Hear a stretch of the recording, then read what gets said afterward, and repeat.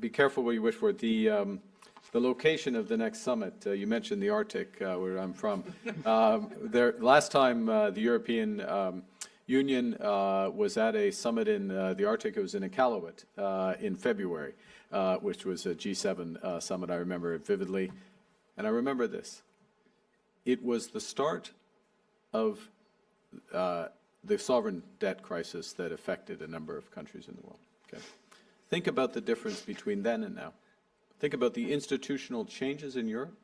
Think about what's happening in the world now in terms of the threats financially, the threats geopolitically, and the stability and the resilience of the European Union. And the fact that the European Union is looking to build positively.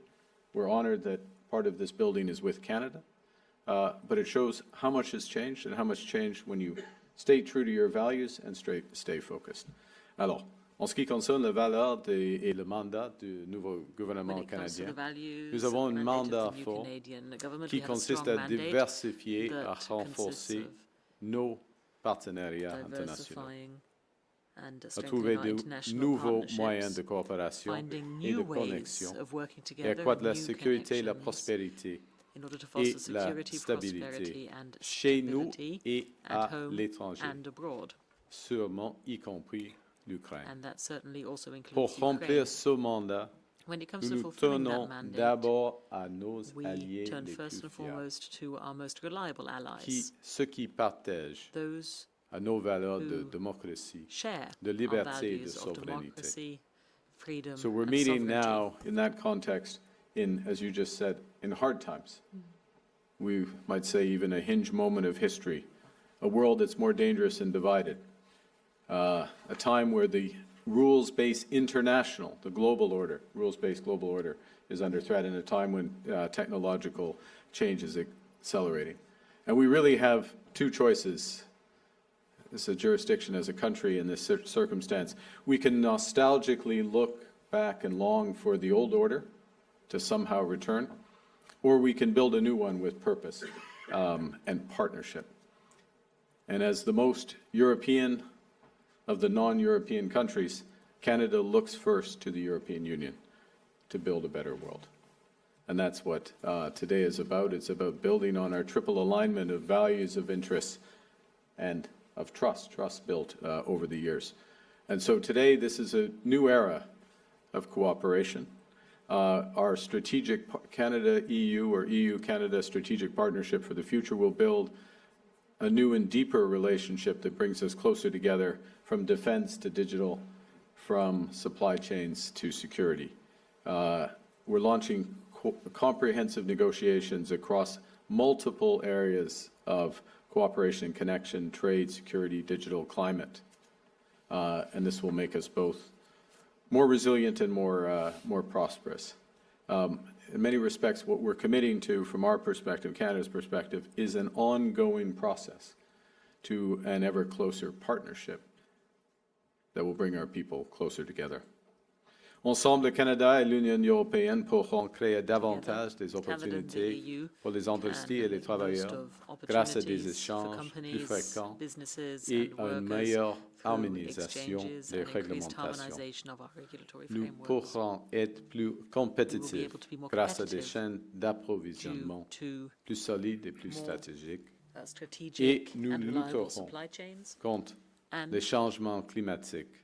Et nous bâtirons des économies plus fortes grâce à une coopération renforcée de nos systèmes de tarification de carbone. We also, in this more dangerous and divided world, must be prepared to defend our people and our values, to secure our sovereignty and protect our allies. And to these ends, we will be in The Hague tomorrow with new commitments, significant commitments to our own and our mutual defense, meeting our NATO targets, further accelerating investments in coming years, but doing so, the EU and Canada, with this new security and defense partnership, which provides for this increased cooperation across the full spectrum of security. It will help us deliver on our new requirements for capabilities more rapidly and more effectively. Will help build our industries, secure jurisdictions.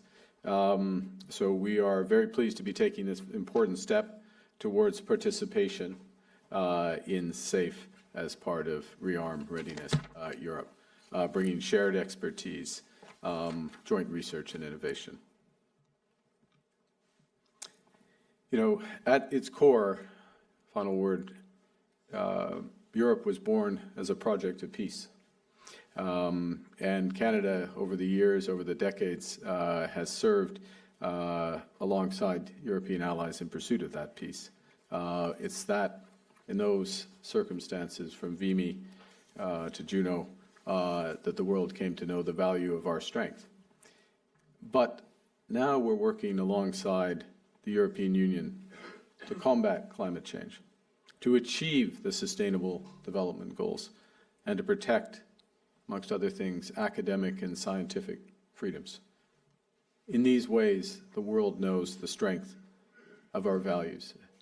And this partnership, which is in defense and security and economics, really builds the strength, builds those strengths in both our jurisdictions and lives up to our values.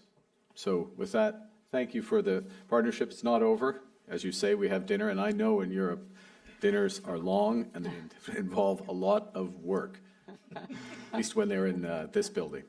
Other dinners in Europe are long and involve very little work, but this one will involve a lot of work, but so be it, because we have a lot of work to do.